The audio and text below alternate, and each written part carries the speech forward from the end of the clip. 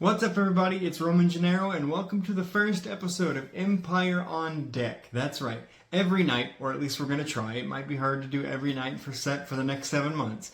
But every night we're going to break down the game's action, the scores, the headlines, whatever else there is to talk about. And the job is easy for night one because there's just one game to talk about. And that is the New York Yankees and the San Francisco Giants. This was part of the opening night festivities for Netflix, which I understand why they would want to get in on it. They've been doing a lot over the last year plus to get into the live sports game.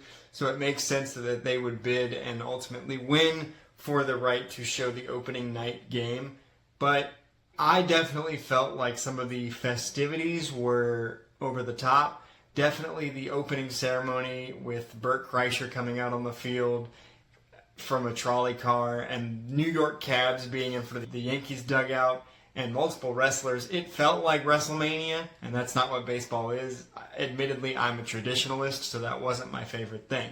And also the score bug. The Netflix score bug was weird because it had one team here and one team here and the bases in the middle, so when the score was 5-0, it looked like 50. It was very strange. Considering that we're always very critical of the Super Bowl score bugs, this one definitely missed the mark for me. But to the action, this was all Yankees. And the final score ended up being 7-0. And you hear that and you think, oh, Aaron Judge must have had a huge night. No, Aaron Judge was actually 0 for 5 with 4 strikeouts. He became the third Yankees hitter all time to strike out 4 times on opening day. All 3 of them have come in the last 3 to 4 years. So that tells you where the game is at right now. But this was the story of the bottom of the Yankees lineup. Trent Grisham and Austin Hedges, multiple hits apiece. Giancarlo Stanton hit a ball that ended up going for a single, but it was 114.4 miles an hour. They jumped all over Logan Webb on the first pitch. They were all over the first pitch. You would look at Logan Webb's stat line, and overall, it wasn't very good. 5 innings, 6 earned runs, 7 runs overall, 7 strikeouts. So he did have his moments. You look at the stat line, you think, oh, he had a terrible night. And yeah, the stat line wasn't good. But what the case actually was his second inning, 5 of the 6 earned runs scored in the second inning, and the 5th were the bad innings. The first, third, and fourth were actually the Logan Webb that we know. He was striking hitters out, mainly Aaron Judge, who accounted for 3 of his 7. The 4th strikeout was from Keaton Wynn, the Giants' first reliever in the 6th inning. But Logan Webb had 2 rough innings. Like I said, 5 of the 6 earned runs came in to score in the second inning. And that's to be expected for opening day. Opening night is literally when anything can happen. We see games like this. We see Mark Burley's no-hitter. Anything can happen on opening day. Opening day is kind of a statistical throwout, right? You're coming off of spring training where stats don't matter. And there's so much pageantry surrounding opening day that it's kind of just like, let's get out there, let's play, the season starts tomorrow kind of thing. That's the way I've always viewed it. I've never put too much stock into if a team wins or loses on opening day. It's just more about the fact that baseball is back. The story of this game, though, was Max Fried. The Yankees won 7-0, but Max Fried was phenomenal. 6 1/3 innings, just 2 hits surrendered to the Giants. The Giants only had 3 hits overall, 4 Ks from Max Fried, and he continues to prove why the Braves probably should have paid him the big money he deserved and why the Yankees are already getting their return on investment. In just a few minutes, I'm going to give my first reactions for my award predictions, just off of gut reaction before the rest of the teams get going. But you could easily throw Max Fried's name in there and it wouldn't be crazy. He led Major League Baseball with 19 wins a year ago, and he led off this year looking like that same guy. Max Fried was dominant. Aaron Judge, 4 strikeouts, 0 for 5. I don't put much stock in that. Again, opening night, and Aaron Judge last year won the home run title and the batting title, so I'm not too worried strikeouts are going to happen. I do want to talk about this was the first instance of the ABS system. We did have our first challenge, and it was upheld. A ball that was called a high strike, I believe it was a sinker up and in, was challenged by a Yankees hitter off of Logan Webb, and it was upheld to be a strike. That was the first instance of the ABS system in effect. And I have to say, when this rule was first announced, I was not a fan of it. Like I said, I am a traditionalist, so some of these rules aren't my cup of tea. Like, I was very against the pitch clock, and now you barely notice it. Now I don't mind it. I still don't like the ghost runner. I don't think I ever will. But in experiencing the ABS system in spring training, even experiencing it in the game, in MLB The Show 26, and hearing what players and umpires have to say about it, I think I'm all in on this. Players and umpires both are interested in getting the right call, even if it's at the expense of the umpire. The Umpires Association, or whatever you call it, is interested in getting the call right. So I think the ABS system, even though I was hesitant at first, is going to be a huge addition and a huge plus to Major League Baseball. So that's all the action we had for opening night. The Yankees beat the Giants 7-0. Tony Vitello takes a loss in his Major League managerial debut after he makes history as the first manager to jump straight from college to the major leagues. He starts his career 0-1. But several more teams kick off their season tomorrow, so we'll have more scores on the next episode of this. But before we wrap up, I do want to kind of do a quick fire of my early gut reaction predictions for award races. And we're going to start with MVP. This may be obvious. It's going to be a situation where Aaron Judge and Shohei Ohtani are going to have to prove that they don't get it. We're kind of in that Michael Jordan era with these two right now, where they might not get MVPs that they deserve because the league is tired of giving it to them. That happened to Michael Jordan a few times, where he probably should have won a couple more MVPs, but the NBA did not want to give it to him. We think they will give Shohei Ohtani all of his flowers because the obsession with Shohei Ohtani is in full effect by the media. So maybe that won't happen. Maybe they'll get all of them. Maybe they'll both win 4 more and win 7 straight. I don't know. But for the sake of this episode, I want to veer with the acknowledgement that I do think it will be Shohei Ohtani and Aaron Judge again, but I want to make different predictions for the sake of this video. So, in the National League, I'm going to go with Juan Soto. He has been kind of hovering around MVP level stats his whole career. He hasn't quite done it, probably because he takes a lot of walks. My gut reaction is hovering somewhere between Juan Soto and Ronald Acuna. Ronald Acuna has won already, so I'm going to go with Juan Soto just to change things up. He's going into his second year with the Mets. The Mets spent a lot of money to compete. They brought in Bo Bichette along with Freddie Peralta on the pitching side and a lot of other pieces. They're really going for it. They're spending money, but I think their tried and true leader, Juan Soto, is going to have a real case for MVP. And for the American League, I'm going to go with Vlad Guerrero Jr. because he has had a couple of MVP caliber seasons in the last couple of years.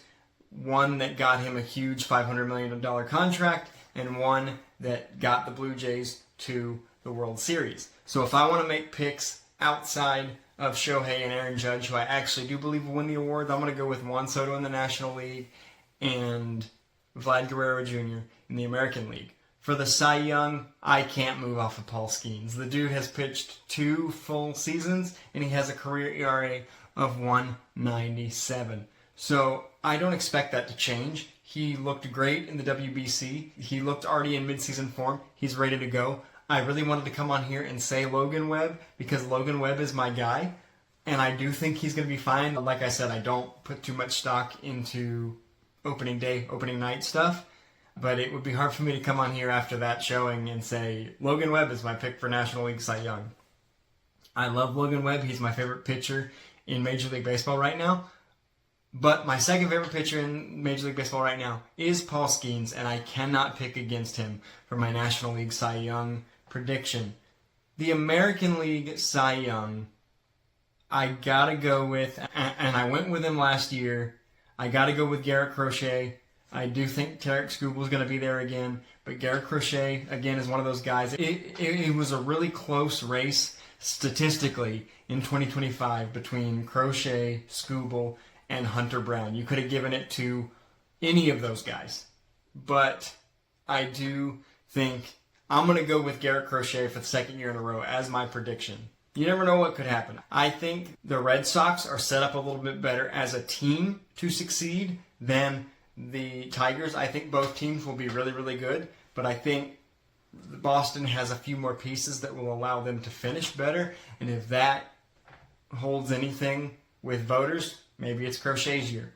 Who knows? I did put out and there's more coming in the days to come. I'm putting out my top 10 at each position going into 2026, and I do believe that, hopefully I get this right, for my starting pitchers, I had Skeens at 1, Skubal at 2, and Crochet at 3, so I feel pretty good about predicting Garrett Crochet as my AL Cy Young. Manager of the year, I'm going to go ahead and jump to that. I'm going to go with, and I've been thinking about this. I originally thought about Walt Weiss. I really believed that the Braves were going to return to 100-win form. I am predicting huge years for Austin Riley and Michael Harris II.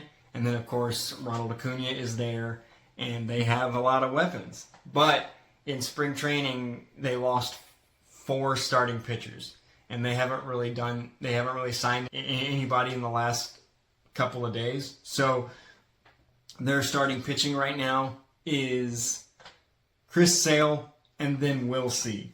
There's probably going to be Grant Holmes, probably going to be Bryce Elder. I would expect, despite being sent down to minor league camp a couple days ago, that J.R. Ritchie is going to make his major league debut sometime in the first couple of weeks out of necessity, which I thought he should have made the team out of camp anyway, but I expect that we'll see him in the first couple of weeks because the Braves don't have any pitching. So because I don't feel as confident in my 100-win prediction for the Braves anymore, you know what? I'm going to go with Craig Counsell. I think the Cubs did a really nice job this offseason. They added a lot of pieces. They added Alex Bregman. They re-signed Shota Imanaga. They look ready to go. I'm going to go with Craig Counsell for NL Manager of the Year. AL Manager of the Year, I've got a bit of a feeling. I'm going to go with Skip Schumacher in Texas. I think the AL West is going to be pretty wide open. I think if the Rangers can stay healthy, they're set up well to win a lot of games. And let's not forget that Skip Schumacher won NL Manager of the Year with the Marlins just a few years ago. And I really like kind of the vibes that I'm feeling out of Texas right now. And they did have a nice moment here at the end of spring training where Skip Schumacher told one of his young pitchers that he made the team during a mound visit. So I'm going to go with Skip Schumacher as my prediction for AL Manager of the Year. Rookies. And this is cool. I like this because if you've been following EmpireSportsTalk.com for the last 30 days, I have done prospect spotlights for one guy from each major league team. Some that are like top 5 prospects, some that aren't even on the top 100 list. Most of them are, but there were a couple instances where I went off of the top 100 list. But for my NL Rookie of the Year, I'm going to go with Nolan McLean in New York.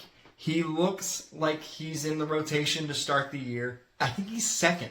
I think he's the number 2 guy for the Mets going into 2026. He made 8 starts in 2025. His ERA was ridiculous for a guy that was making his first 8 career starts. He's still technically a rookie going into 2026. He's in the rotation. He pitched in the WBC. This guy is ready for the big lights of New York, and I think he's going to have a great year for the Mets. There are a lot of pitchers in the National League East that I do think are going to come up and make waves. The Phillies announced that Andrew Painter made the roster. I do believe for the Marlins that Thomas White is going to make an appearance at some point. I'm impressed with what I'm seeing from him. But my NL Rookie of the Year prediction is Nolan McLean, as we have confirmation that he is on the team opening day, and that is an advantage.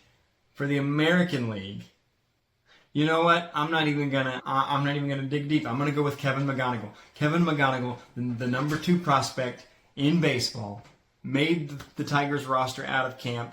This is one of the best hitting prospects in baseball in a long time. This is a guy that the Tigers are excited about, the fans are excited about, analysts are excited about. This is a guy that can flat out hit. There are some people that have comped him to Corey Seager. He's really good defensively. He's an elite hitter. Some have called him the best prospect in the minors, while others have gone as far to say that he is the best hitting prospect of the decade. And like I said, some have comped him to Corey Seager, but I don't necessarily think that is the right comp. He's not as tall as Corey Seager. He's more defensively versatile. We don't know if he's going to stick at shortstop, second, third base. He can play them all. He's got a good glove. I think the closer comp for Kevin McGonigal is somebody like Chase Utley, who McGonigal, an Alden, Pennsylvania native, which is 12 miles outside of Philadelphia, grew up idolizing. So I think a comp to his idol, Chase Utley, makes a lot of sense, and I certainly think that there are batting titles in McGonigal's future. So now that we know that he's made the opening day roster, that is my pick for AL Rookie of the Year, Kevin McGonigal for the Detroit Tigers. And we had just one game. I wanted to run through my early gut reaction predictions. So this has been night one of Empire on Deck, the first of many, many nights for the next 7 months, where we talk about nothing but baseball. I'll see you on the next one.